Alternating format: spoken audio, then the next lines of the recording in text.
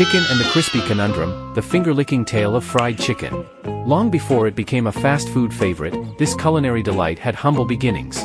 Legend has it that a resourceful Scottish cook named Agnes came up with the idea during the 17th century. She cleverly seasoned chicken, coated it in flour, and deep-fried it to perfection in a big cauldron. But wait, there's a punchline.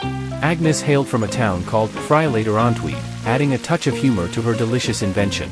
This tasty tradition soon made its way to the American South, where it was embraced and transformed into the iconic Southern fried chicken we adore today. From Scotland to the American Deep South, fried chicken's journey has left a crispy legacy that's now cherished worldwide, proving that sometimes, the most delectable tales have a sprinkle of humor and a dash of innovation.